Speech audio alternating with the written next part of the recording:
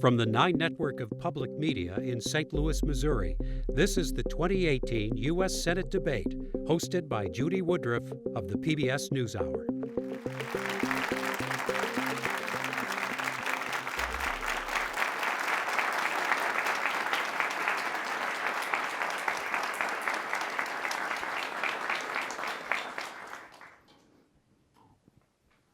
Good evening. I am Judy Woodruff. Welcome to this of the PBS NewsHour, and welcome to this debate in one of the most important Senate races in the country this year here in the state of Missouri. We are live at the 9 Network studios in St. Louis, and let's first meet the candidates. They are the incumbent Democratic Senator Claire McCaskill,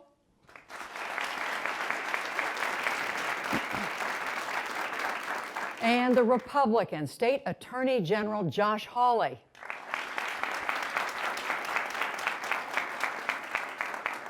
We did invite to this forum candidates who drew at least 10% support in the polls. We want to tell you that the Independent, the Green Party, and the Libertarian candidates did not reach that threshold. The questions tonight will come from Missouri voters here in our live audience in St. Louis, as well as in social media, and from journalists. Joining me are Jo Mannies. She is a political reporter for St. Louis Public Radio, and Mike Bush, author, anchor, and reporter at 5 on Your Side. We are so glad to have both of you here with us as well. The debate format is simple. Each candidate will have up to 2 minutes to respond to each question, and there may be follow-ups. At the end, each candidate will have 1 minute for closing remarks. There was a coin toss to decide the order. Mr. Hawley, the first question goes to you. The federal budget deficit, it had been dropping in recent years, but it has started to climb dramatically under President Trump. This year, it is up 17% to projected to reach $779 billion, projected to be over $1 trillion in the next 2 years. Senate Majority Leader Mitch McConnell has said this week that the main drivers of the deficit are entitlement programs like Social Security and Medicare, which he said should be considered for cutbacks. The president's chief economic advisor has said virtually the same thing. Do you agree, here's the question, do you agree with Leader McConnell that Social Security and Medicare are the leading drivers of the deficit and that they have to be reformed, cut back in some way in order to get the deficit under control? Judy, thanks very much for that question, and let me just say thank you to KSDK and their partners for having us tonight. I want to first start by introducing a special guest I have with me in the audience. My wife, Erin, is here tonight.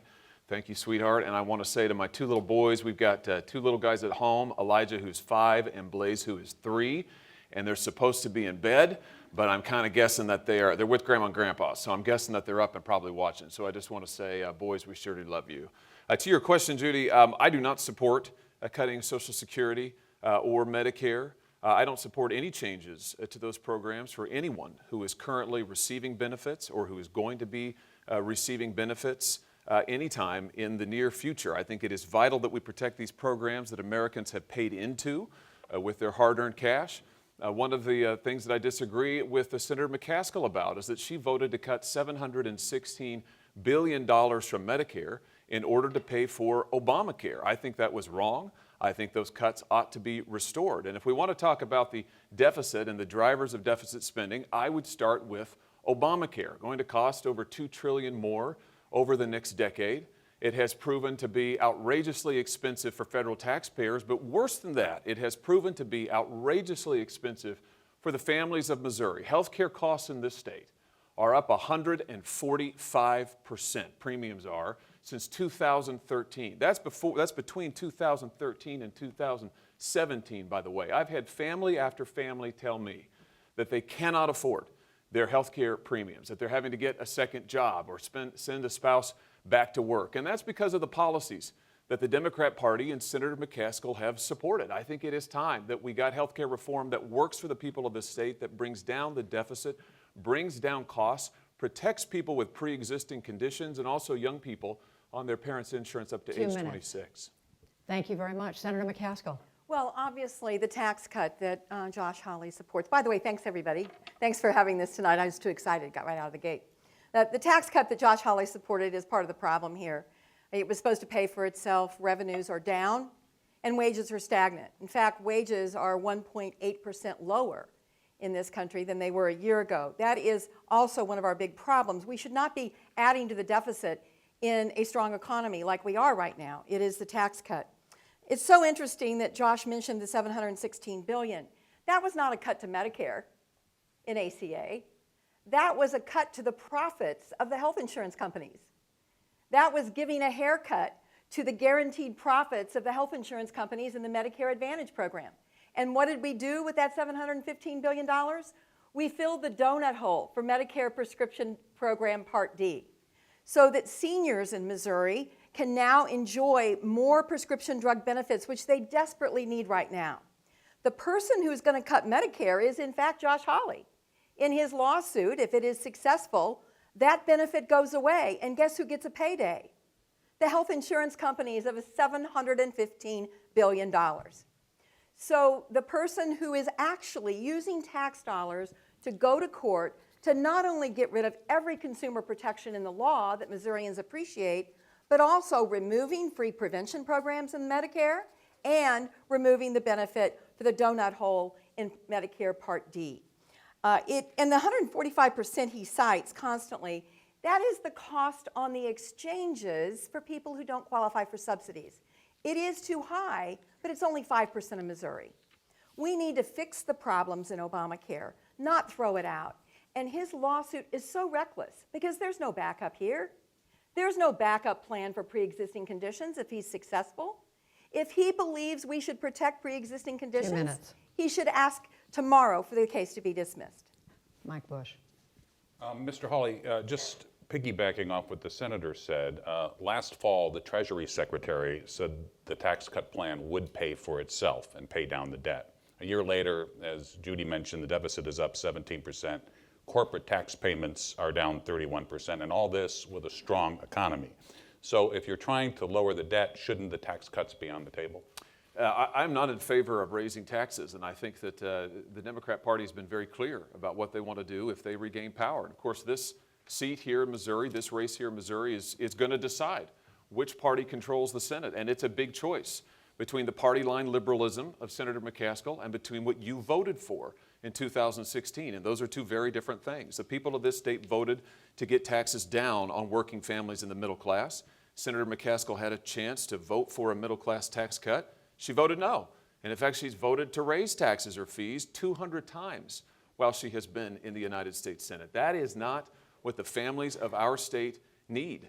So in order to get the deficit down, by the way, I would point out that the debt and deficit exploded under President Obama. And now I notice the Democrats say that now that there's been a middle-class tax cut, now suddenly they have a problem with it. But I would say this, we've got to get spending under control, and I would start with Obamacare. It has been a giveaway to big insurance and big pharma. Big insurance and big pharma together wrote Obamacare. The insurance companies are getting record profits. They're doing great.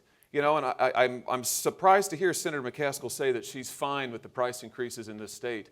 You know, the average price increase on the exchange now up to almost $500 a month in premiums. Maybe she can afford that. Most Missouri families cannot. And Missouri family after Missouri family comes to me and says, we are desperate for help. They deserve it. Senator McCaskill hasn't given it. Mr. Hawley, just very quickly to get back to the original question, are you saying that Medicare and Social Security don't need in any way to be reined in? I am saying, Judy, that I would not support cuts to Medicare or Social Security. And that they are not drivers of this deficit? Well, I certainly would not touch them. I mean, I understand that there's quite a bit of spending associated with them, but I think that these are promises that we've made and promises that have to be kept. The next question goes to Senator McCaskill. Most of the questions. I answer? No, it's every other one. I don't. No, answer. you may comment on what he said. Yes. Okay, but do I answer? I'm confused about it. I just want to make sure I know what the rules are. Do I answer? Do we both answer questions or just one of us? If there's something that Mr. Hawley said that you want to respond to, we're giving you time to do so. Oh, okay. Yeah. I just thought that I didn't get a chance to answer Mike Bush's question. I just think it's important to remember that we were in a dramatic recession after the Bush administration, losing 800,000 jobs a month. And of course, we had to go to extraordinary measures to pull ourselves out of the recession. And the deficit did get too high.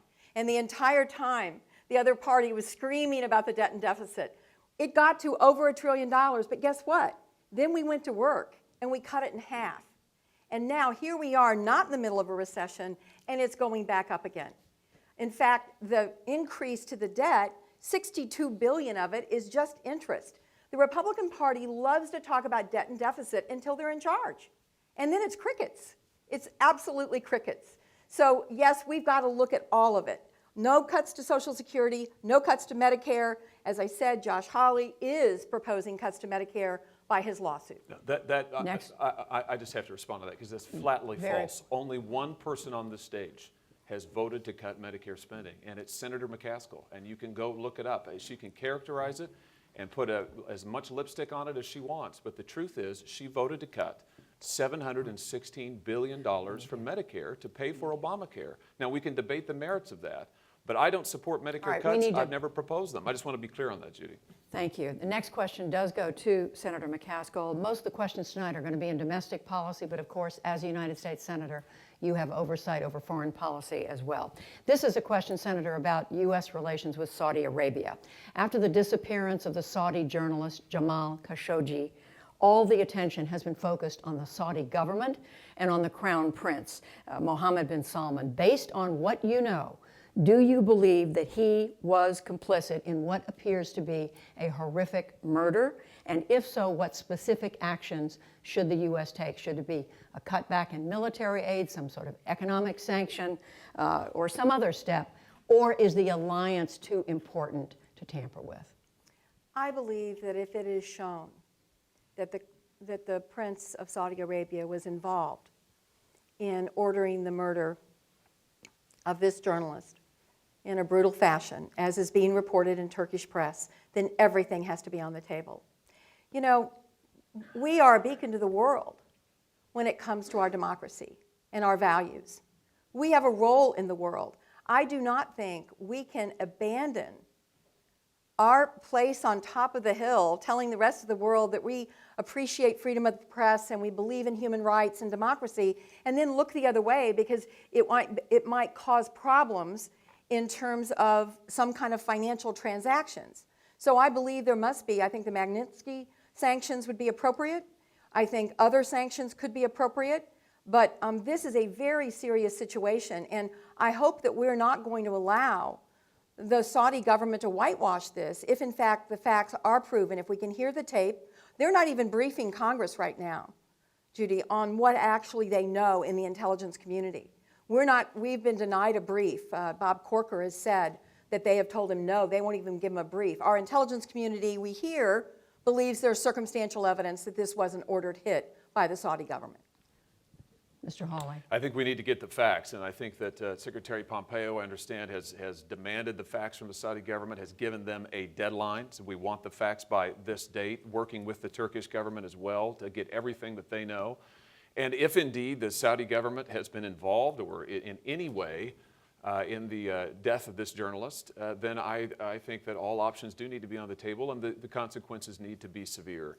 I think that this presidency has pursued a policy of strength abroad, which I agree with, confronting those who have attempted to harm this country, confronting those who have attempted to rip off this country. I think that's the right thing. You know, I mean, for too long, we had a policy of weakness and appeasement abroad. I don't think we should go back to that. I know that Senator McCaskill's party supported a policy of weakness and appeasement and abroad for years. Barack Obama talked about leading from behind. If you lead from behind, you get left behind. And I think that it's time that we had this policy of strength, and the president's doing the right thing. So both of you are saying everything's on the table, even if it means upsetting U.S. ally, very close ally, Israel, which has been very supportive of the Trump administration policies approach to Saudi Arabia. Senator McCaskill? Well, I think the problem is we're trying to check Iran. That is the complicated part here, and obviously that's at the top of Israel's list, is they are very concerned that there is a united front against Iran and their misdeeds in a very dangerous neighborhood. But there are times, I think, that we've got to say to our allies, hey, we can't look the other way on this. I find it interesting that Josh would say that I somehow support appeasement. I don't think my colleagues on the Armed Services Committee would agree with him. I get chewed on by the left in my party for my view that there is peace through strength and my support of increases to the military budget. It has been a consistent record of mine, And yes, sometimes it means I separate from my party. But that's, I think, what Missourians demand of me, that I don't always take a party line. The Israel point. The Israel point, I think, is an important one. I'm certainly do not in favor of doing anything that endangers our ally Israel. I think in this case, though, we've got to be tough with Saudi Arabia if they are participated. But let me just say, when it comes to Israel, Senator McCaskill voted or was supportive of the disastrous Iran deal, which made Israel, you talk about turning your back on the state of Israel. She also supported military cuts, drastic to the bone cuts to our military. I've got a sister who's a lieutenant commander in the United States Navy. She's told me about the effect of those cuts on troop morale, on readiness that Senator McCaskill has supported. She did that because it was the party line. And I think that we don't need a party line liberal in Washington. That's my criticism. Senator McCaskill, did you want to respond, or we have another follow-up? You know, Josh's campaign has a tortured relationship with the truth. It's just not true. There were cuts that were agreed to by both parties at a time when we were trying to figure out how to cap spending when Republicans were worried about deficits. But I have I just voted for, along with President Trump, agreeing with President Trump, that we needed a big increase to our military budget. But she voted for the cuts. You know, she did vote for the cuts that were devastating to our military. We're going to take a question now from Missouri voters, and to 9 Network's Ruth Ezel. Judy, I'm here with Maria Watson. She is from Arnold. Her question is to Attorney General Hawley, and the subject is gun violence. On this Thursday evening a year ago, I was in the ER of a St. Louis pediatric hospital with my 9-year-old son when a code silver was announced. That means an active shooter. During this very hour, I was trying to figure out how to barricade the door to my son's room and hide him. Gun violence has affected my family, my community, and is pervasive in this country. I am frustrated and angry when I see calls for common sense laws to address gun violence met with powerful resistance from the gun lobby, followed by inaction from our elected leaders. If elected, what will you do about this epidemic? Well, Maria, thank you. First of all, thank you for your question, and thank you for being here this evening. And I'm sorry to hear about that experience, and I can't, as a father of 2 little boys, I can only begin to imagine what that was like. So thank you, and thank you for your courage in posing it and asking it. You know, and let me just start there, that as the father of 2 young sons, when my wife and I drop our boys off at school or send them anywhere, we want them to be safe. And you know what? They deserve to be safe, just like your son deserves to be safe, and you deserve to be safe. And so I think we need to do everything that we can to keep firearms out of the hands of criminals, out of the hands of folks who are dangerous, the mentally ill and unstable. So here's where I would start. I think we need to fix the national background check system. We have a background check system, a national system, but it doesn't work that well because there's a giant loophole right in the middle of it, and that is it doesn't include mental health records. It doesn't allow folks to actually see, has there been a mental health incident in this person's past? We need to fix that background check system so folks can see. You look at many of the terrible atrocities that have been committed just in recent months. Oftentimes, I think most times, the perpetrator, unfortunately, has some sort of mental health incident in their background that maybe local law enforcement knew about, but the folks who sold the firearms didn't, or the federal agents didn't. We need to fix that system. Now, Congress could have done this. They'd had the chance to do it, but they haven't. And it frankly baffles me as to why. Senator McCaskill voted against including health records in the background check system. I think that was wrong. I know that was the party line, but I think that was wrong. I think we need somebody who's going to stand up and say, we need to do what is right. Now listen, I believe in the Second Amendment. I believe in protecting the Second Amendment rights of everybody and law-abiding folks. My view is we've got to keep weapons out of the hands of those who are criminals, of those who are dangerous and proven to be so, and protect the Second Amendment rights of law-abiding citizens so we can protect our children. Thank you again for your question. Thank you. Senator McCaskill. Yeah, of course I support the Second Amendment, but what the NRA has peddled for years is that you can't support the Second Amendment and gun safety at the same time, and you can't.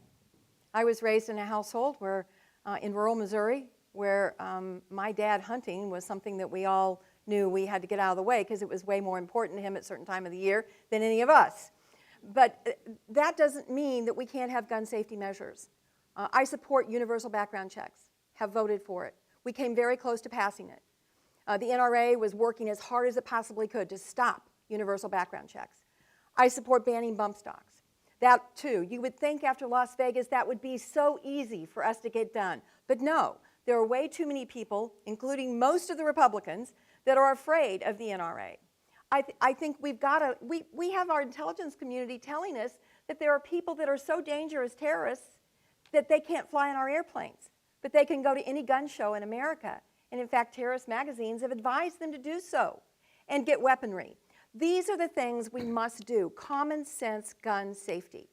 All you have to do is turn on your television and you can tell who is supporting who. The NRA is very much in Josh Hawley's corner because they believe he will toe their line and be against universal background checks, be against banning bump stocks, being against no fly, no buy. I, on the other hand, believe very much that we should get those things done.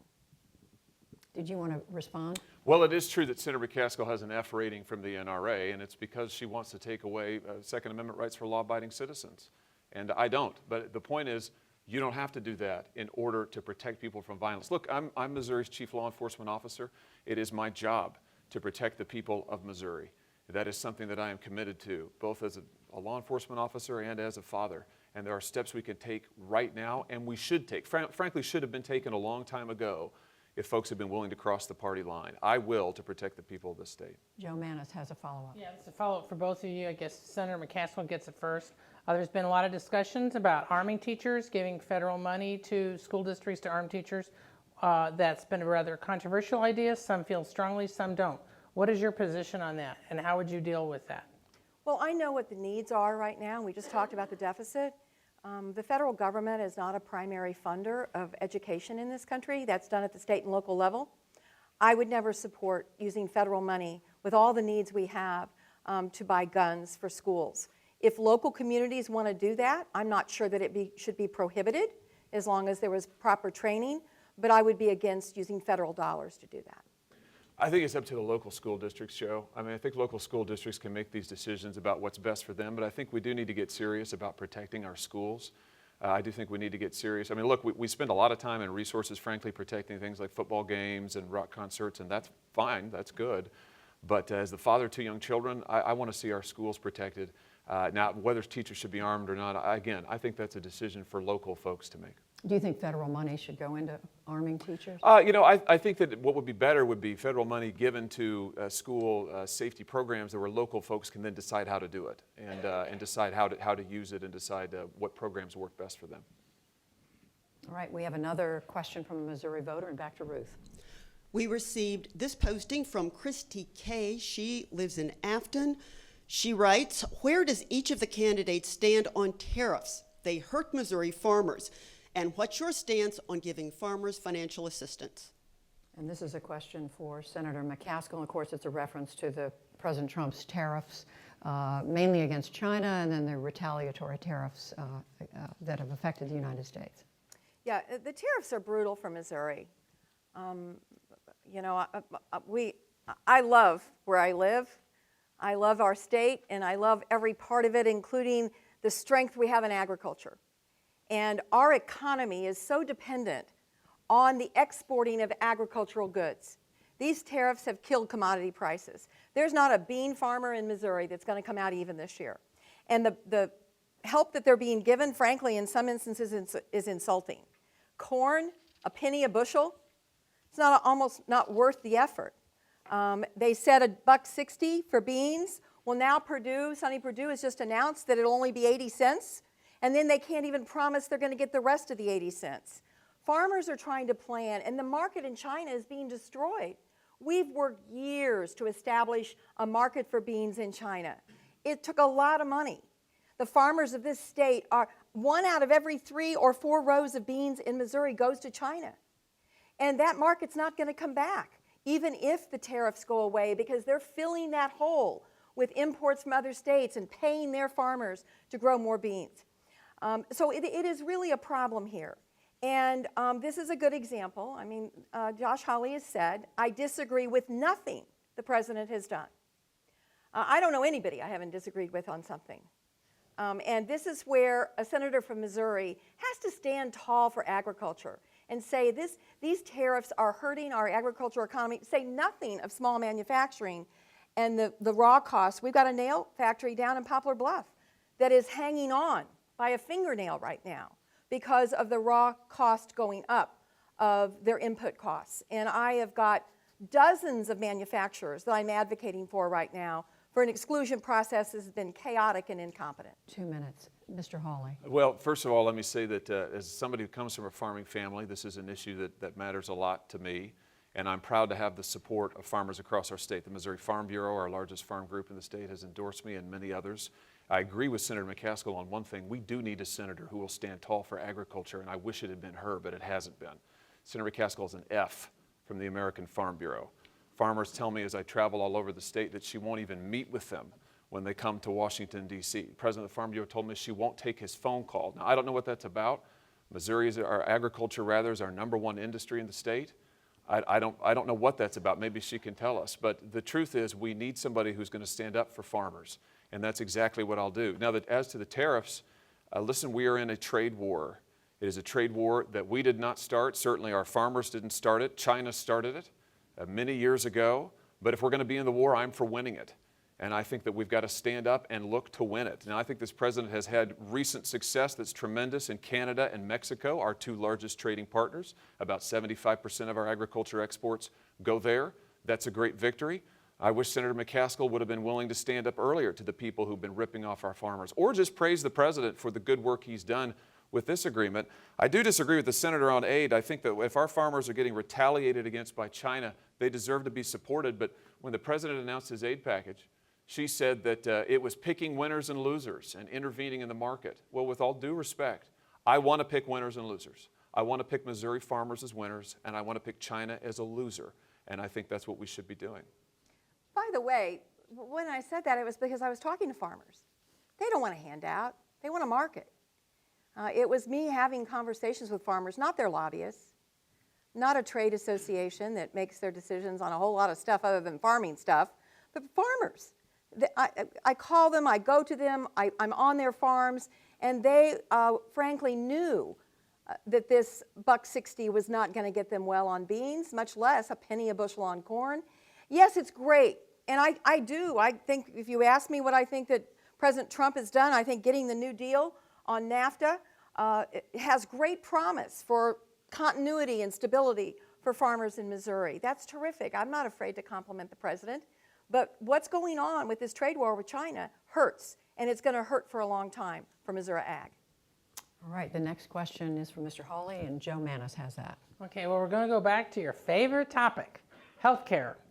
Okay, this is a two-parter, so I have one version for the Attorney General, one version for the Senator. So please bear with me when you want to respond. Okay, first for Hawley, you are part of a lawsuit that would do away with the provisions in the Affordable Care Act, including the protections that would require insurance companies to cover people with pre-existing conditions without paying higher premiums. You say Congress can keep that protection without the ACA, but insurance companies say their prices will skyrocket if they have to cover pre-existing conditions without a mandate that everyone have insurance. Your plan that you proposed earlier has gotten mixed reviews. Some say it won't work. How would you resolve this, especially since you do want to get rid of the whole thing? Well, thank you, Joe. First of all, let me say that this is an issue that's personal to me, as you know. Earlier this year, my wife and I learned that my older boy, our 5-year-old, has a rare chronic illness. It's a hip and joint condition, a pre-existing condition. And we're on the front end of that journey with him and as a family. And I think there's probably hardly a family in Missouri who hasn't been through that, either with a child or for yourself, or certainly with a loved one. Wrangling with the insurance companies, trying to figure out, is this in network, is it not, can we get it covered, and then thinking what would happen if I didn't have insurance. So it's an important topic. The lawsuit is about Obamacare. It's about getting rid of Obamacare. And yes, I think we should repeal and replace Obamacare, because I think that people with pre-existing conditions like my boy are being held hostage to the dramatic price increases that they're being forced to pay. I was just talking to a family in Sykeston down on the Boot Heel, telling me about their son who has a pre-existing condition. His insurance, it used to be $300 a month. Now it's $1,200 a month and increasing. Now again, Senator McCaskill seems to make light of that, but for most families, that is simply unaffordable and unsustainable. And this is why we need to repeal and replace it. I favor forcing insurance companies to cover people like my own boy with pre-existing conditions in the law. There are a number of ways, Joe, then to take that into effect. You can do it like the state of Maine has done it with a form of reinsurance, which is what I've talked about. You can do it with federal exchanges. You can do it with direct subsidies. There are multiple ways. My question is, will Senator McCaskill support any plan, to protect people with pre-existing conditions that isn't Obamacare? Any plan that isn't Obamacare. What we see from the Democrats is a full-throated defense of Obamacare day and night, but very little talk about actually protecting pre-existing conditions unless it's about Obamacare. I don't think people should be held hostage to that party line. I think we need somebody who'll work across the aisle on it. Okay, well, why don't I ask the senator this related question, because then you can weave in your answer. Your campaign centerpiece is your support for requiring insurance companies to cover pre-existing conditions, but you acknowledge that the Affordable Care Act is not perfect. What are the main problems, and how would you address them, especially if there's still a Republican in the White House and the Republicans continue to control Congress? Well, I think it will be difficult because they've been in charge. They promised repeal and replace over and over and over again. They're in charge. They couldn't get enough Republican votes for their replace plan because it was going to hurt people so much. Republican senators were reluctant to vote for it. What we need to do is come together and fix the parts that we can fix. I agree with Josh Hawley that we can do more with reinsurance. We have a bill to do that. It's a bipartisan bill with Susan Collins and Senator Nelson. Mitch McConnell promised a vote on it, and he's refused to let us vote on it. There's another bill where we could do a copper plan that would bring more people into the exchanges at cheaper rates. Once again, we are not being allowed to vote on it. And let's really drill down on what Josh Hawley is saying. And by the way, I am so sorry that you interpreted my retweeting of a blog that I was being critical of your family. You have a beautiful family. You should be very proud of them. Your son is cute, and I can see that you and your wife love them very much. So I certainly had no intention. I'm not running my campaign on attacking somebody's family. Somebody is, but it's not me. I would tell you that this is all about a campaign now with Attorney General Hawley because he has no backup if his lawsuit is successful. The prescription drug benefits and Medicare go away. The insurance companies get a payday. There's no more free prevention programs, no more kids on your policies till they're 26, no more limit on how much insurance companies can spend on their CEOs and hiring people to deny your claims. Obviously, no protection on pre-existing conditions. Now, here's what really tells you a lot. First of all, the lawyers asked the judges not to decide the case until after November. Wonder why. Secondly, when a Republican tried to give him cover and introduce a bill to cover pre-existing conditions, and Josh Hawley immediately tweeted he was for it, guess what the bill did? It said you had to give insurance for pre-existing conditions, but you didn't have to cover the pre-existing condition. Mr. Hawley, do you want to respond? There's a lot there of falsehood to respond to. I mean, listen, here's the bottom line, is that Senator McCaskill will not support any plan to cover people with pre-existing conditions that isn't Obamacare. Obamacare was written to hold hostage people with pre-existing conditions so that you'd have to have Obamacare supposedly to get this coverage, and that's exactly what she's based this campaign on. And that's simply false. We can protect people, and we must, with pre-existing conditions, but they shouldn't be forced to pay the prices they are paying now. They shouldn't have the narrowing of networks that we are seeing all over this state because of Obamacare. And so I will work across the party lines with anybody who shares the goal of protecting those with pre-existing conditions, and I think, too, young people on their parents' insurance. But I do not think that folks should be held hostage to the liberal, failed experiment of Obamacare, and we need somebody who's not just towing the party line on this. Senator McCaskill, did you want to respond? Because I do have a quick follow-up. Sure. And that is to Mr. Hawley.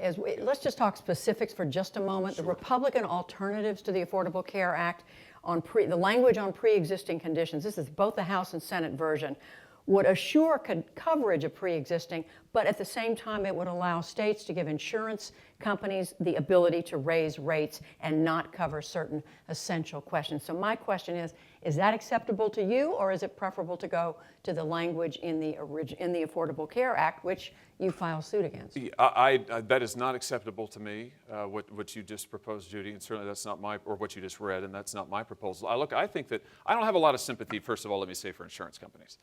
I mean, someone mentioned earlier, Joe, I think that the insurance companies say that, well, we need this or that. You know, they're getting rich off Obamacare. They've got these open-ended payments that Obamacare gives them. That's your tax dollars. They're making record profits. Senator McCaskill takes more money from than anybody in Congress from the insurance industry, except for one other liberal. So I'm not too keen on the insurance industry. But I will say this, I think that we have got to require them to cover people with pre-existing conditions on the same terms as everybody else. And then the federal government should provide a guarantee for that. We can do that. It would be much less costly than Obamacare, but it would cover the folks who need the coverage. You know, this is so frustrating. He has no plan. He has no plan that will work. The only plan he's put out there was a press release plan, and both editorial boards said it was almost laughable how unworkable it was. You don't go to court and get rid of important protections when there is no backup, when people will be in a free fall. You wait and you work with people and try to fix it and change it. That's why I have a record that I work across the aisle. I am more than happy to work with anybody to make sure these protections stay in place, but I sure as heck would not go to court with taxpayer money and get rid of it before the backup was in place. All right, a question from Missouri voter Ruthie Zell. Tyel McNary from St. Louis has a question for the senator, and it regards police-community relations.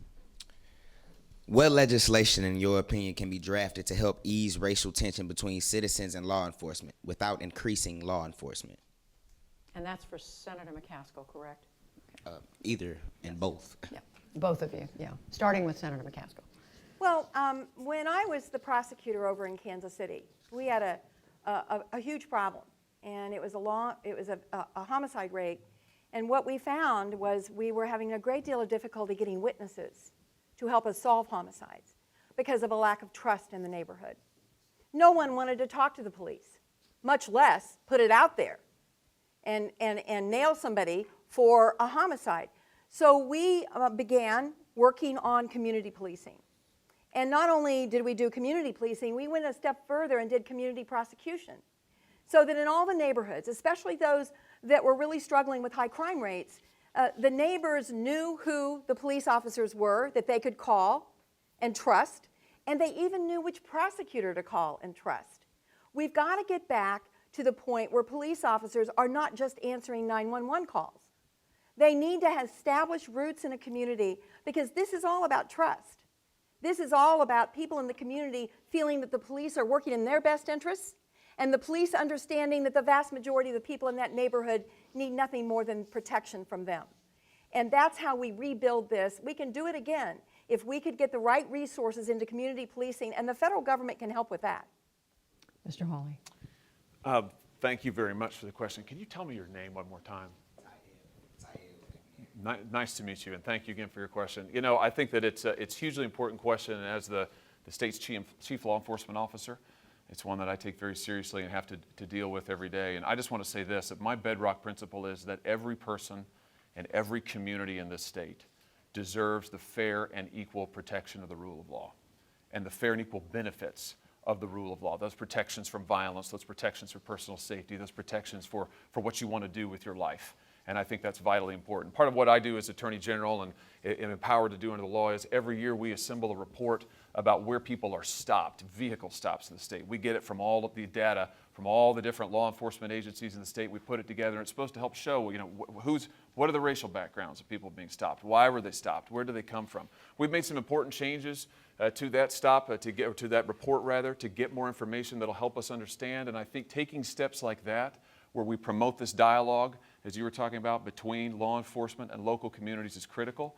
I do want to say that as somebody who works with law enforcement, with cops from all across the state, I do think that I know that our cops are working hard and that they want to They want to bring the fair and equal protection of the rule of law. I think they're doing a great job. They're certainly out there risking their lives. And by the way, cops from every neighborhood, from every city, from all kinds of backgrounds, they're doing a great job, and it's a privilege to get to work with them. Thank you for your question. If I could follow up on that, I certainly agree with Josh that our police officers are brave and wonderful, and I'm honored to have worked with so many of them over the years.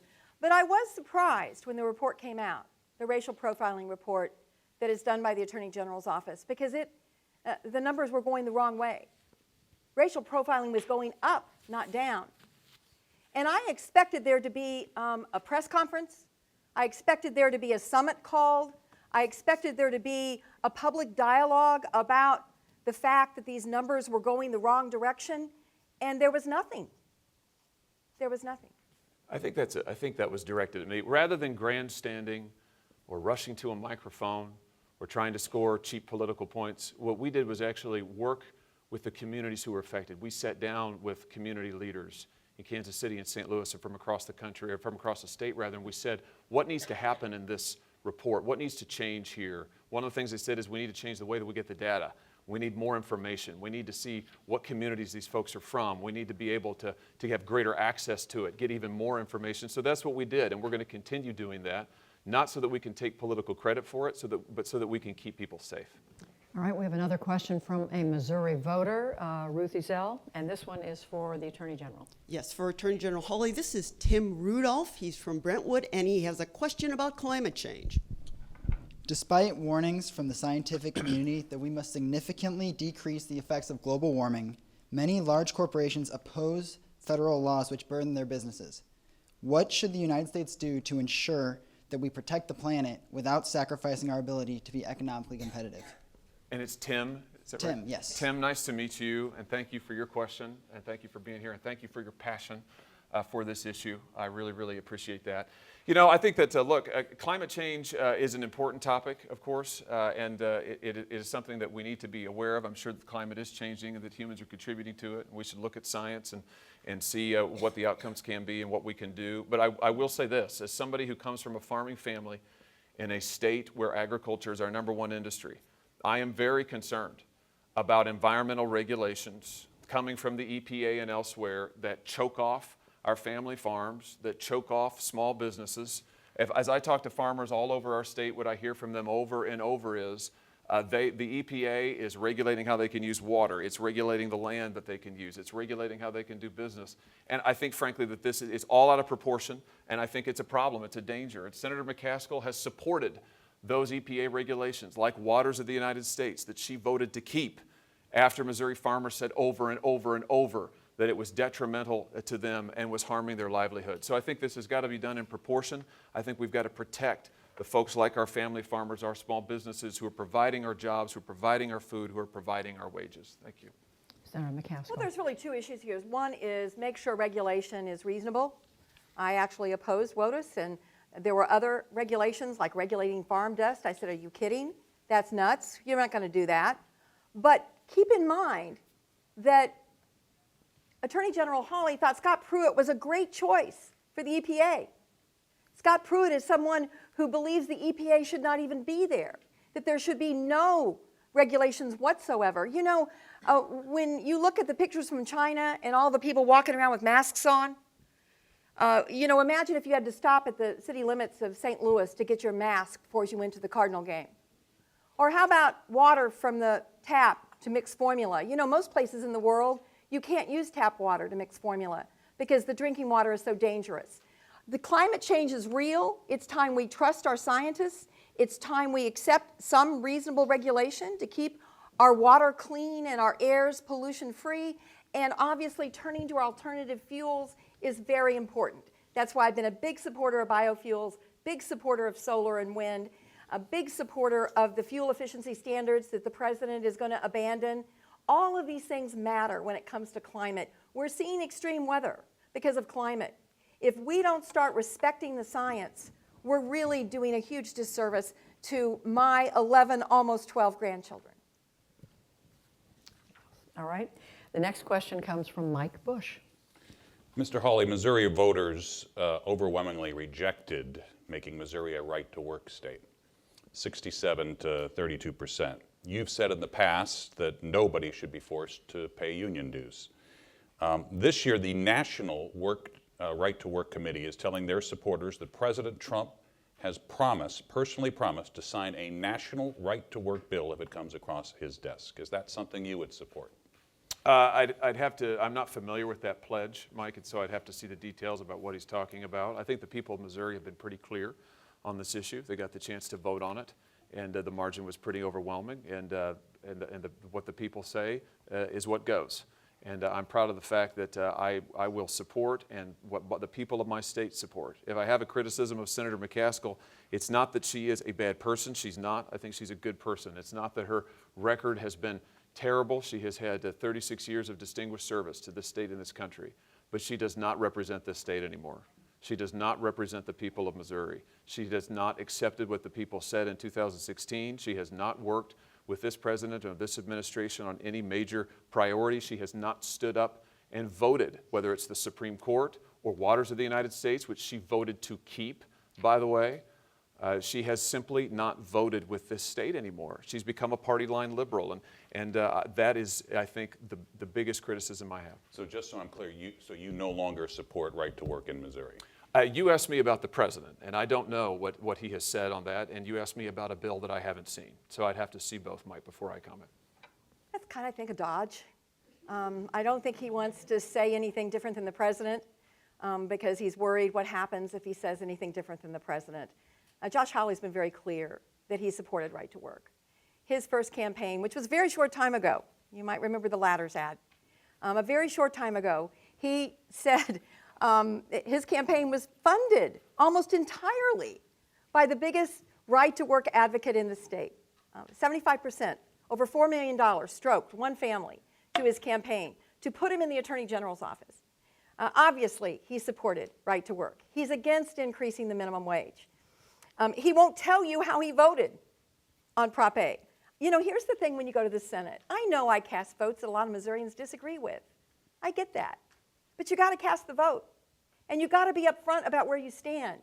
You're not going to make everybody happy. And I will tell you, I will never be afraid to tell a president, whether it was President Obama on Keystone Pipeline or whether it's President Trump on right to work for less, I am never going to be afraid to stand up for what I believe in and what I think I owe the people of Missouri in terms of a clear answer. Mr. Hawley, I just want to pick up on something the senator said, and that is she mentioned the minimum wage, which of course is on the ballot in Missouri this year. What is your position on it, on raising it? And Senator, if you could clarify your position. Yeah, I'm going to vote no on that particular provision. I think that we need a wage increase, and we need it across the board. And one of the things, but I'm going to vote no on the Missouri measure because I'm worried that it will raise the minimum here quickly and out of step with other states. I don't want to see jobs lost. Let me say this, though, Judy. Wage growth is at a 10-year high in this country. Wages have been stagnant for decades. Senator McCaskill has been in politics for 36 years. During that entire time, jobs have gone overseas. She's watched thousands of jobs leave this state. Wages have been flat or declining in this state. They are just now beginning to grow. Middle-class incomes beginning to grow, reaching a new high. And what does Senator McCaskill want to do? Adopt the party line, raise your taxes. She's already talked about it tonight. She voted no on the tax cut. She wants to reverse it and raise your taxes, raise middle-class taxes. I think that we cannot afford to go back to falling wages and to sending jobs overseas. And that's why I would not vote for the Liberal Party line. I never said I would raise taxes on the middle class, ever, ever. What I've always said is let's talk about people that are making millions of dollars and their taxes. You know, this is fascinating to me. This is such a reasonable minimum wage proposal. He likes to lecture about the working people and flyover country and how they're getting ignored. This is an 85 cents a year increase, gradually going up to $12 an hour. Amazon's already paying $15 an hour. We have over 100,000 parents in Missouri that are trying to raise their children on a minimum wage job. Raising the minimum wage is the right thing to do, and wages are not growing. Between last year and this year, the first 3 quarters, wages, real wages, have gone down 1.8%. That's after the tax cut that was supposed to put all this money in everybody's pockets. Corporate profits are way up, the deficit's up, but wages aren't. We need to support the minimum wage, and I do 100%. Judy, can I Response? just, yeah, thank you very much. Look, just to be clear, Senator McCaskill had the chance to vote for a middle-class tax cut. She's raised her taxes over 200 times. She had the chance to vote for one. She voted no. She voted to keep your taxes higher. And then she referred to them as scraps. That wasn't Nancy Pelosi. Nancy Pelosi called them crumbs. Senator McCaskill called them scraps. Now, they may be scraps to her, but they are not scraps. The tax cut, putting more money in the pockets of hardworking Missourians, doubling the child tax credit, average Missouri family saved about $1,200 a year. That's real money for the people of Missouri. I do not want to see it taken away. We need somebody who's not just following the Liberal Party line. Well, the wages have not gone up. And the reason I was against the tax bill was not because I wasn't willing to vote for a middle-class tax cut. It was because it was so favored and so heavily towards the very rich. The next question comes from a Missouri voter, Ruth Ezell. Senator McCaskill, Kevin Smith from Canton has a question about the border wall. Border security is a very important issue to me. As a retired veteran, I think it's important for us to secure our borders. Will you tonight commit to support President Trump's effort to build a wall on our southern border? I have certainly voted and worked on a bill that would have given $25 billion towards border security. I've been to the border. I have gone on night patrol with the Border Patrol agents. I have asked them, what do we need to secure the border? It's also very important to me that we secure the border. And they said the number one thing they needed was technology, the ability to see who was coming and where. They were relying on equipment, frankly, that they'd taped together to try to have clear visual. Number two, lateral access roads. There are many instances where smugglers are coming across and they can't get to them safely or protect their fellow brothers and sisters that are securing the border. And certainly more personnel. And I have been somebody who has, in fact, worked to secure more personnel on the border and more barriers in some places. But you know, when you're down there on the border, you'd go along the wall and then there's this big hole where there's a pickup truck sitting. And I said, what's up with that? Why does that guy have to sit there in the pickup truck? And they said, well, the litigation over the government taking the farmland is still ongoing. And it's been 15 years, 10 years, 15 years. So it is not as easy as just saying sea to shining sea wall. Some places we do need more wall. And I'm more than happy to support that. All of these things is why the Border Patrol agents who also endorsed President Trump have endorsed me in this Senate race. Mr. Hawley. Yeah, thank you. Kevin, thank you very much for that question. Let me come around to you so I can see you. And I think you said you're a veteran. Thank you all. Thank you for your service to this country. Thank you very much. I think I can answer your question a little more simply than all of that. Yes is the answer. I support a border wall. I will support the president in getting funding for a border wall. You know, Senator McCaskill has called the wall embarrassing. They picked up on a little bit just there, but that's her word. She said it's embarrassing. She has mocked President Trump for wanting to build a wall. I think we need a wall. I think we need to secure our border. I think it's a basic rule of law issue. I'm a law enforcement agent. We need to actually enforce the laws of this country. Now we've got this migrant caravan that is coming towards the border, thousands and thousands of people, growing, we're told in news reports, by the day. This could be a disastrous situation. We need a secure border. Washington has had the chance to do this for years, and they haven't done it. Senator McCaskill has voted against funding for the wall. She even wouldn't agree to the president's DACA plan, a very generous proposal, but why? It had wall funding in it, so she voted against it.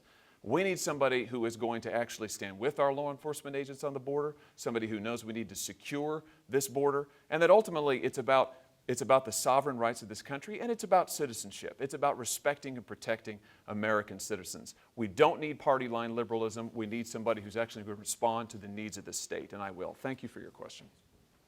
Senator McCaskill, did you have a response? Well, the Border Patrol agents on the border have endorsed me, not Attorney General Hawley. And it is because of my thoughtful, and it's not as simple as a one-liner. It's more complicated than that. It is not, I mean, most of the people who we are having to deal with on the border are not trying to evade. They're walking up to the ports of entry and saying, we're turning ourselves in. The wall doesn't even have any impact on that. So this is complicated and hard. That's why I sat in a room for days with 15 Republicans and 13 Democrats trying to work out compromises, and we almost got there. We got to 58 votes. I'm not going to give up until we get to 60 for comprehensive immigration reform that includes good border security. No, I would just say that, look, Senator McCaskill has been in Washington a long time, 12 years. She's been in politics 36 years. She has had many opportunities to step forward and cross the party aisle, work across party lines, and get this done for the security of this country, and she has not done it. She has voted no on wall funding. She has mocked the idea of it. She rejected a Dreamers Compromise plan because of wall funding, and I'm afraid that it's a very similar story, whether it's health care, whether it's protecting Medicare. You can go down the list. Senator McCaskill has been in office 12 years in Washington. It's just the party line over and over and over. That's not what Missouri wants. Just a quick follow-up to that, Attorney General. The Republican congressman who represents the longest stretch of the border on the southern side is Congressman Will Hurd of Texas. His comment on the wall, among others, he said, what we have to remember is every mile of the border is different from every other mile. Building a 30-foot high concrete structure that takes 4 hours to penetrate is the equivalent of the bridge to nowhere, and I'm quoting him. And he said, if you don't have a border patrol to respond to threats on a physical structure, that physical structure is not actually a barrier. So my question to you is, here's a fellow Republican with this view. You know, there are lots of excuses. Washington makes excuses all the time. We've heard some of them here tonight about why this just can't quite be done. Senator McCaskill talked about we need to wait until we get health care reform. The people of Missouri have been waiting an awfully long time. While you've been waiting, your prices have been going through the ceiling. While you've been waiting, your doctor networks have been narrowing. While you've been waiting, the insurance companies have made a killing on the border. While we have been waiting, illegal immigrants have been pouring across the border, bringing gangs, bringing drugs, bringing violence, and by the way, pushing down wages as well in this state and elsewhere. I think it's enough waiting, enough excuses. Let's get something done. We need someone who's going to cross party lines to do it. Let me just say quickly that in 2000, there were 1.6 million people apprehended on the border. 1.6 million. Last year, it was 300,000. We do not have an increasing problem. We still have a problem. I'm not minimizing it. But there are far fewer people trying to come across and being apprehended illegally last year than there was obviously a decade ago. And the other thing I would just say is by an independent group that looks at every vote, I am the 5th most likely member of the Senate to break with my party. The 5th most likely senator to break with my party. That's because I look at every issue on its merits and not on a party line. Despite voting with Chuck Schumer 90% of the time, however. So apparently Chuck Schumer must be on that. And President Trump 50% of the time. Time now for closing comments from each of you. Senator McCaskill, you are first. Yes. You know, I have traveled the state I loved, and I've listened. And, you know, we have a lot of differences. But there's so many things Missourians agree on. Campaigns are a time that we highlight differences. But I think they should also be a time that voters take a hard look at which candidate can do more than criticize their opponent. Who can actually find common ground? I'm very proud of what I've gotten done in the Senate. Tonight on my website, clairemccaskill.com, you can find 100 accomplishments that I have gotten across the finish line for Missourians. I did that by working across the aisle, listening and, yes, sometimes compromising. Whether it's veterans benefits or bringing down the cost of prescription drugs, I will work with anyone, anytime to make things better. Can I be pushy? Yes. Obnoxious sometimes? Yeah, maybe. But I will roll up my sleeves, be independent, and work as hard as I know how for the families of Missouri all day long. I would be honored to have your vote. Mr. Hawley. Thank you so much, and thank you again for having us tonight. You know, I just want to say that I respect Senator McCaskill's service, as I said earlier. I respect her years of service to the state and to this country. But the truth of the matter is, it's just not working anymore. Senator McCaskill's been in politics for 36 years. She's been in Washington for 12 years. And over that time, she has become a party line politician. She said that she'd be independent. She said that she would be bipartisan, but she hasn't been. Whether it's border security or health care, whether it's putting pro-Constitution judges on the bench, every priority that this state has said is at the top of their list, whether it was 2016 or earlier, Senator McCaskill has voted against. And here's what I think we need. It's time we had someone in Washington who wasn't part of the old battles, who doesn't owe anything to anybody, but who is going to go and represent the people of this state, who will stand with the people of this state every single time, who's proud of our way of life, who knows it, who loves it, and who will represent it. And I ask for your vote. Thank you, Mr. Hawley. I want to thank both of the candidates, the Attorney General, Josh Hawley, Senator Claire McCaskill. Thanks to both of you. Thanks to all of our participants, to Mike Bush, to Joe Manis, to Ruth Ezell, our live audience here in St. Louis. Don't forget to vote. Election Day is November the 6th. Thank you for joining us.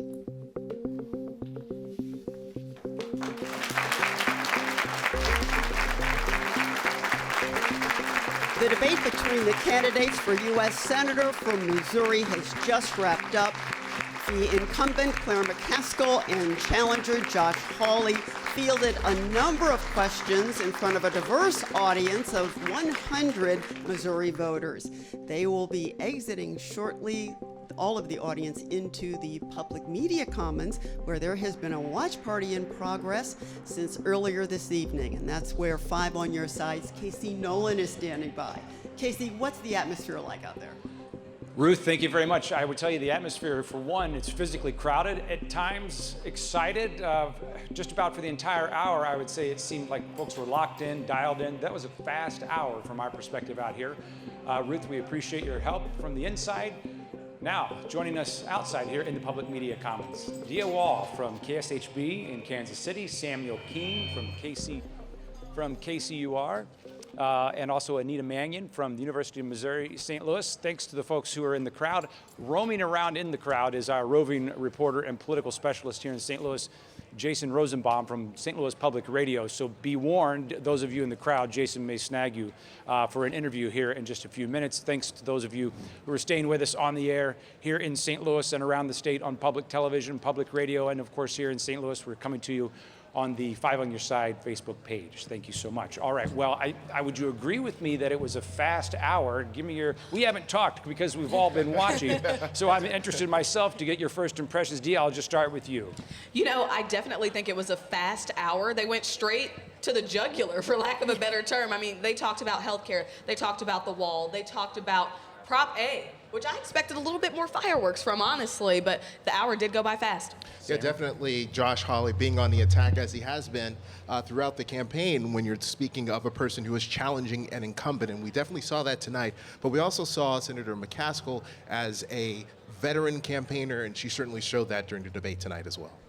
Yeah, Josh Hawley came out swinging, immediately talking about the Affordable Care Act in his first statement, and healthcare and farmers were a big theme tonight, which is not surprising when you're trying to win a statewide race in Missouri. I felt like another theme I was picking up on, the one person that nobody in the room wanted to be associated with was the Democratic Party at large. Mr. Hawley, I think we were keeping track, Anita, you were several times used the phrase party line, and then we also heard Senator McCaskill say several times, or at least 2 or 3 times, that she has at times sided with President Trump. She said there toward the end 50% of the time voted with him. Did you guys pick up on that as well? I think what my tallies, or the most said phrases by Josh Hawley, were party line liberal about Claire McCaskill. And for Claire McCaskill, really trying to identify herself, as you said, as independent, that she's willing to compromise, she's willing to compliment President Trump, she's voted with him, but she's also willing to stand up to him. So I think those were definite points they were trying to get across. Okay, before we go on here, let's get to one of the highlights, if we can use a sports metaphor, perhaps. Let's roll tape on this is one of the earlier moments in the debate when they kind of had a little bit of a tussle back and forth. The Republican Party loves to talk about debt and deficit until they're in charge. And then it's crickets. It's absolutely crickets. So yes, we've got to look at all of it. No cuts to Social Security, no cuts to Medicare. As I said, Josh Hawley is proposing cuts to Medicare by his lawsuit. No, I just have to respond to that because that's flatly false. Only one person on this stage has voted to cut Medicare spending, and it's Senator McCaskill. And you can go look it up. She can characterize it and put as much lipstick on it as she wants. But the truth is, she voted to cut $716 billion from Medicare to pay for Obamacare. Okay, so a lot to unpack there, if you will. Your reaction when you heard that, we'll start again with you, Dia. So it seemed to be a discussion about semantics, right? Josh Hawley kept going back to Claire McCaskill won't support anything unless it's Obamacare. But she kept going back to the fact that he wants to tear this entire thing down, and there's no fail-safe. There is no plan. And I think that people at home, people who are voting, can see the Republicans complained for a very long time about the ACA, and they could have passed it strictly with the party, but they couldn't get it done. And on that Medicare vote, I was doing some fact checking, or trying to on the fly here because stuff was flying. But one of the things about that $716 million figure, that is something that has been thrown out since the 2012 presidential campaign. And fact checking groups like PolitiFact, Florida specifically, because this has come up in their Senate race as well, they're saying, well, that really wasn't true in terms of that vote reducing Medicare. It was aimed at curbing healthcare costs overall. It was aimed at the insurance companies, not beneficiaries. But that's something that's been around for a while, and it's coming back in this race as well. I heard it just briefly. There was a time in, I believe it was 2008, when lipstick was a rallying cry. How did lipstick play? How does it play in today's media cycle? I will say when Josh Hawley said you can put as much lipstick on it as you want, and I know that goes back to the previous cycles, putting lipstick on a pig. I think saying that to a woman in a debate, it sort of perked my ears up. I don't know how other women might have received that, the idea of, putting lipstick on it. And as we've talked before, the female vote is by no means a monolith, so it will play differently with different women. All right, let's go out to the crowd. Jason Rosenbaum. Jason, who do you have with us, and what can you find out for us? Thanks, Casey. I'm here with Frank Mostek. He's from Kirkwood, Missouri. He was out here at the Public Media Commons. I'll just ask a very simple question. What did you think of the debate, and how do you think the candidates did? I think they did a great job. They covered a lot of ground, from a lot of, the health care, the pre-existing conditions, the Affordable Care Act, the taxes, the economy, the tariffs, what's good for Missouri, what's good for the farmers. Boy, they covered a lot of stuff. I don't know who won. I think there were pros and cons on both sides. I think they made some good points on either side. I like Claire's saying, she complimented Trump on some things and reached across the aisle. I think she scored on that one. I think Josh also scored on some of the stuff on some of Claire's votes about voting against the tax cuts that have obviously been good for the economy. I read the Wall Street Journal a lot, and they write a lot about how pay is going up. That's why the Fed is raising interest rates. They're worried about inflation because wages are going up. So I think there were pros and cons on both sides of the aisle. Healthcare has become a preeminent issue in this campaign. How did you feel both candidates answered the questions about healthcare, particularly about protecting pre-existing conditions? Well, I think where Claire was, she was talking about, Josh kind of hit her with the increased cost on Medicare as a result of the Affordable Care Act. But then she came back and said, well, we closed the donut hole. The donut hole is a big issue, especially for a lot of seniors on fixed income. Where Josh came in was, hey, there's a lot of different ways. We don't need a one-size-fit-all federal program to address pre-existing condition. I think Josh has a lot of good ideas, but then Claire countered, well, his ideas are just that. They're ideas on paper. They don't really have, a firm policy yet. So maybe it might be premature to have a lawsuit against that. So, it was kind of good going back and forth there. Did you make a decision about how you're going to vote after this debate? I'm not going to say that in front of the camera. That's fair. I don't want anybody coming after me. So, no, I think it's a good information for everybody here. So I think I still got to do a little more research, to be honest. Well, thank you for your time, sir. I really appreciate it. Casey, back to you. Jason, before you go, speaking of healthcare, I know from your reporting you've been talking to folks that this is a #1 issue. For instance, in Jefferson County, for those folks joining us from around the state, that's a suburb south of St. Louis that went heavily for Donald Trump, but also just rejected right to work. So I'm just curious, did you hear anything new on healthcare tonight that you haven't heard before from these two? I would say that the rhetoric we heard from both candidates has been replicated throughout the campaign so far from both Senator McCaskill and Attorney General Josh Hawley. Senator McCaskill has made healthcare the central focus of her campaign and has really hammered Attorney General Hawley for being part of that lawsuit. I think she has no choice. She can't run a campaign saying Josh Hawley's going to vote with Trump 100% of the time, because this is a state where Donald Trump still has around 50% approval ratings. And so it's placed Hawley on the defensive, but as you saw at the beginning of the debate, Hawley went on the offensive on health care.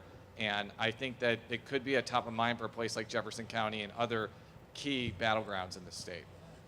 All right, Jason, we'll check back with you in just a minute. When you let us know when you have another interview for us. Your thoughts. Healthcare did seem to dominate a lot of the airtime tonight. Anita, is that going to be a deciding issue? It's polling number one issue in Missouri, and it's one of the number one issues that Democrats are focusing on nationwide. So you've probably seen the reports too that this is one consistent area that Democrats have rallied around. They know, it's interesting to me because in 2010 and in 2012 and 14, these were not popular issues for Democrats. The Affordable Care issue was something they tried to steer away from. But now, as people have been afraid of losing it, it's become much more popular, and as they realize what the provisions actually are under the Affordable Care But Act. Mr. Hawley brought up a thing that you hear from people that their premiums have gone up. Is that a liability? Yeah, premiums have gone up, especially on the exchange in Missouri. And that's something that Senator McCaskill is going to have to deal with and answer for. But one thing you can say about this, this is a real distinction between the two when it comes to this issue of health care and the lawsuit that keeps coming up, and we'll see what happens with that in court, that Josh Hawley joined with several other Republican attorneys general across the country on pre-existing conditions. It'll be interesting to see the timing of that.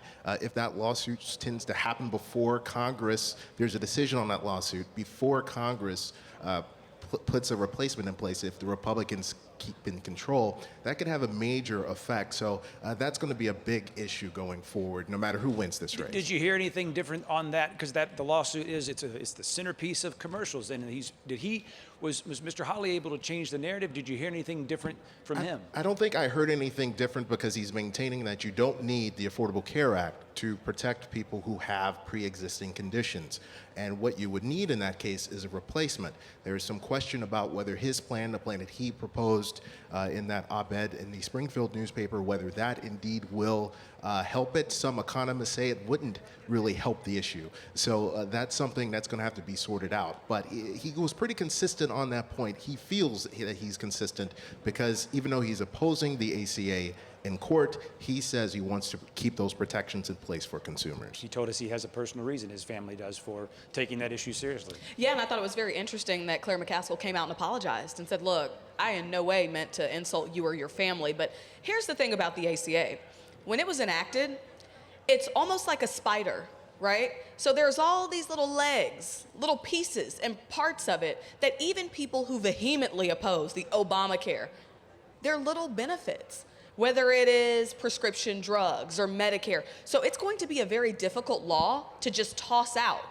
And so I think that's why Claire McCaskill feels like it's a strong point to say they have nothing to replace it with. You're going to lose everything because there are so many aspects to the law. You mentioned fact-checking. Let's go to social media here. So if you'd like to get in on this conversation here, we're trying to track the hashtag that seems to be popular, and that is hashtag #MoSenateDebate. We'll pick up one here from Elizabeth Condon. She quoted the Senator McCaskill, when she said, Josh's campaign has a tortured relationship with the truth. That got a little bit of a reaction from her side here in the audience. Did you find that there was enough said by either candidate to say whether they did in fact have a tortured relationship? What were you seeing with the fact-checking going, Samuel? Well, I think anytime you have a debate, both sides are going to embellish certain things that they say, but it does appear if I was just looking at it, would have to go back and listen to everything again. But there are some things, particularly the Medicare vote there, that might be okay. That might be a bit of an exaggeration there, and certainly some of the things that Senator McCaskill has talked about in terms of the gun issue. She has sort of voted for some of those things. So.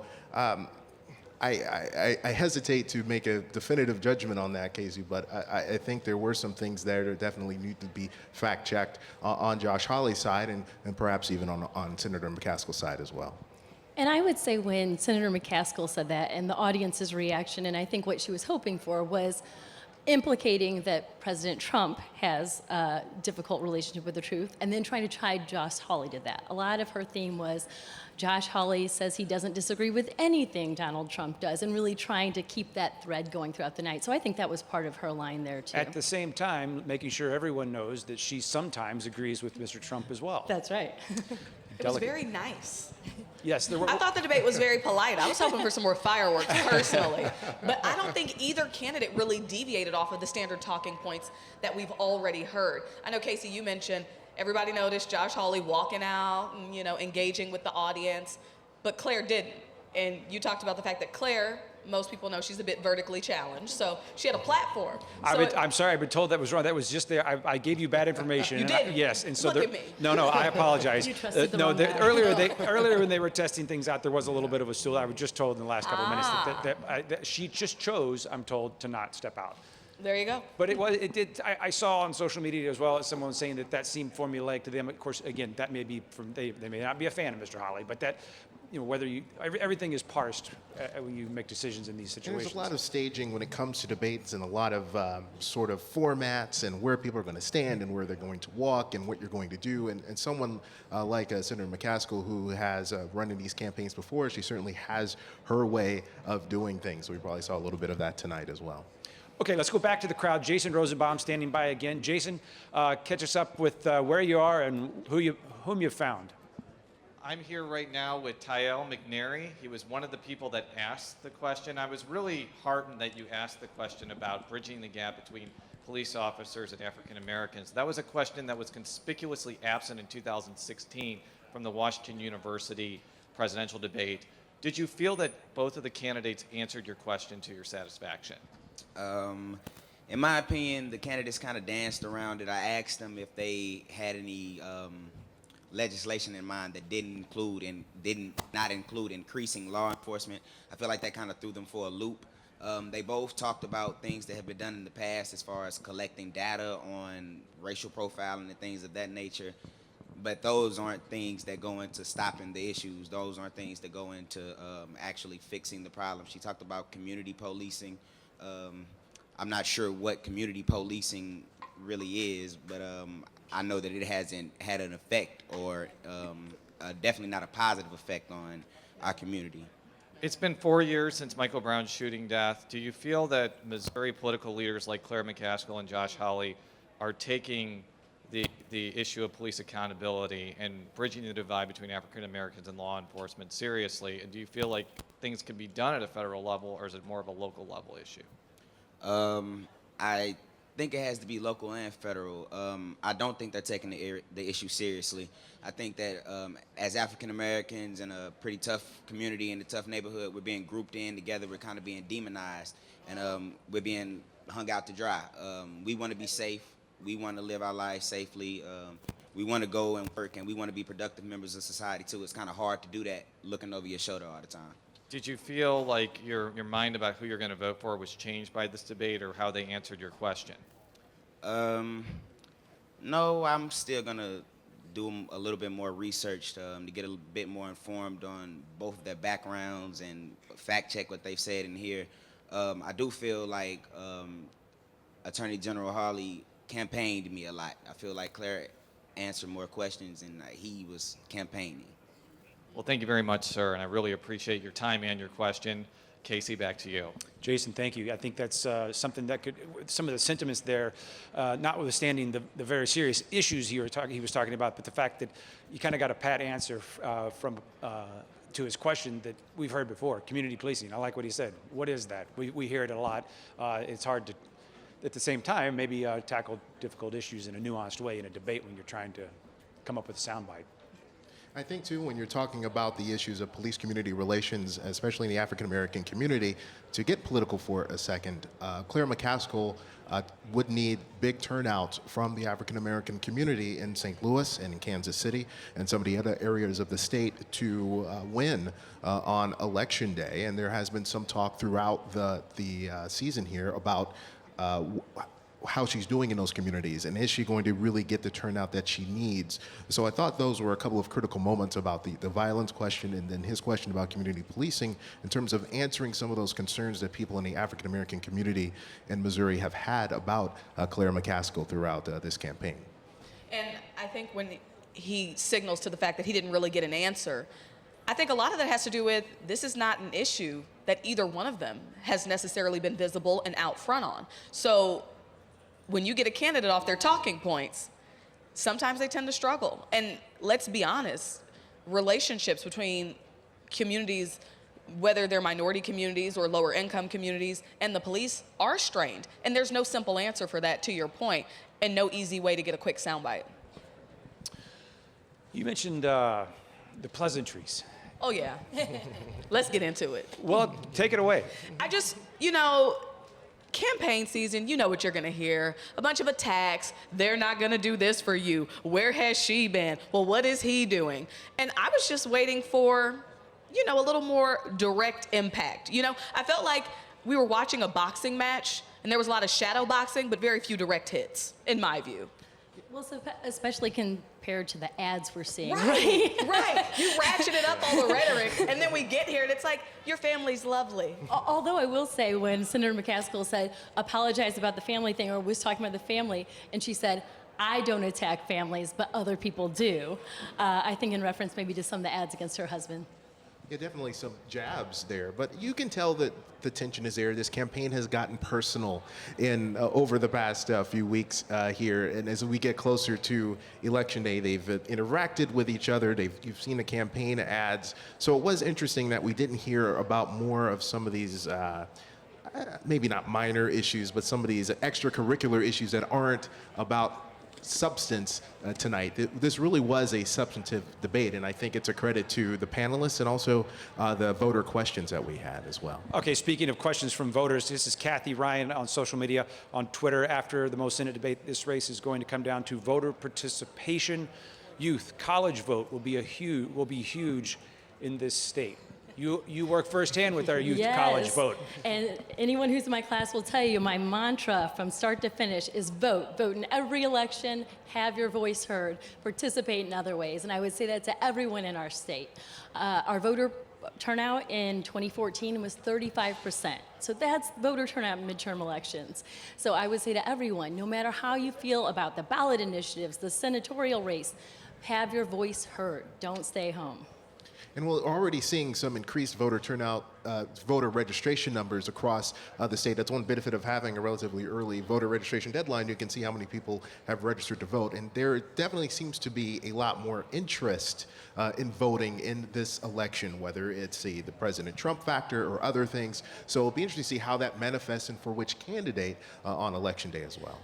I would counter to that, though, historically, when it comes to midterms, older people tend to show up more than young people. Young people tend to show up for the presidential elections, but not as much for the midterms.